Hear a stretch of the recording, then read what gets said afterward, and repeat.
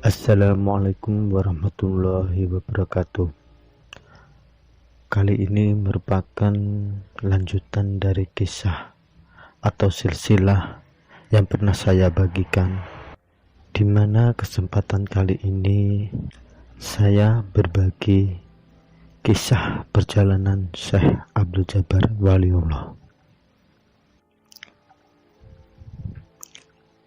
Syekh Abdul Jabbar Waliullah merupakan putra dari Pangeran Benowo.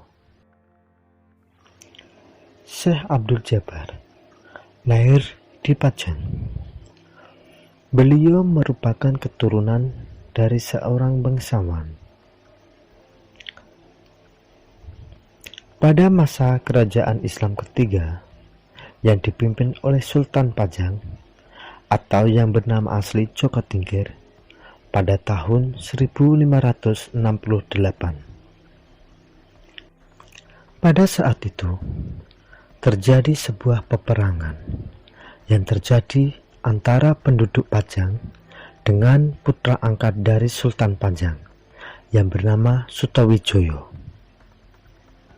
Peperangan tersebut terjadi dikarenakan pada saat itu Sultan Pajang atau yang bernama asli Joko Tingkir, beliau dalam keadaan sakit keras. Dan pada saat itu pula Sutawijaya menerima berita dan bermaksud ingin menjenguknya. Sesaat Sutawijaya sampai di ruangan dan bertemu dengan Sultan Pajang, Sultan Pajang ternyata sudah dalam keadaan meninggal dunia. Berita meninggalnya Sultan Pajang segera dengan cepat menyebar ke sekitar kerajaan.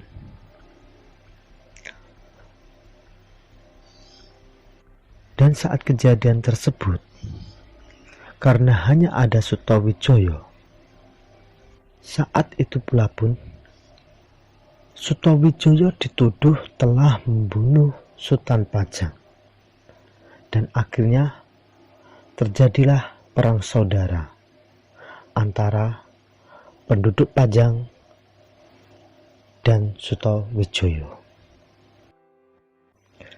Karena peperangan tersebut merupakan perang saudara antara penduduk Pajang, putra-putra dari Sultan Pajang dengan Sutawijaya, di mana Pangeran Benowo yang merupakan salah satu putra dari Sultan Pajang tidak menginginkan putranya yang bernama Syekh Abdul Jabbar terlibat dalam peperangan tersebut. Maka dari itu Pangeran Benowo memerintahkan Syekh Abdul Jabbar bersama Mbah Sambu atau bernama asli Kiai Abdurrahman yang masih memiliki hubungan keluarga. Untuk menghindari peperangan saudara tersebut, Pangeran Benowo memerintahkan Syekh Abdul Jabbar bersama Kiai Abdurrahman untuk segera meninggalkan kerajaan. Beliau berdua diperintah oleh Pangeran Benowo untuk melakukan perjalanan dan melakukan penyebaran agama Islam dengan cara menaiki batang kerbau yang digunakan untuk mengarungi lautan,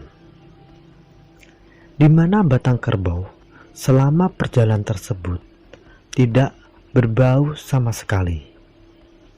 Sebelum melakukan perjalanan tersebut, Pangeran Benowo memberi amanah kepada beliau berdua,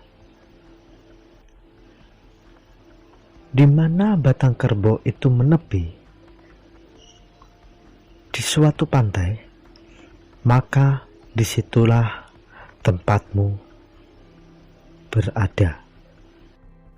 Setelah melakukan perjalanan jauh, pada akhirnya batang kerbau itu pun menepi di sebuah pantai, di mana yaitu Pantai Lasem, Jawa Tengah. Sesampainya di tepi pantai, Kiai Abdurrahman sesuai dengan amanah Pangeran Benowo, beliau tetap berada di Pantai Lasem. Setelah berpijak di situ, Kiai Abdurrahman atau yang lebih dikenal dengan nama Mbah Sambu meminta Syekh Abdul Jabbar untuk meneruskan perjalanannya. Dengan berjalan terus menerus, berjalan terus lurus, dan beliau memberi amanah kepada Syekh Abdul Jabbar. Apabila selama perjalanan Syekh Abdul Jabbar bertemu orang pertama kali, disitulah tempatmu, dan anggaplah orang itu yang kamu temui pertama kali adalah gurumu. Setelah melakukan perjalanan yang cukup jauh, Syekh Abdul Jabbar Waliullah bertemu dengan seseorang di daerah Tuban. Lebih tepatnya yaitu di daerah Jojokan, Desa Mulia Agung, Kecamatan Singgahan, Kabupaten Tuban, Jawa Timur. Seseorang yang pertama kali beliau temui yaitu bernama Mbah Sarkowi atau dengan nama lain Mbah Ganyong.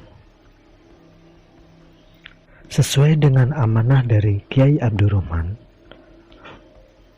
Syekh Abdul Jabbar menganggap Mbah Sarkowi adalah gurunya.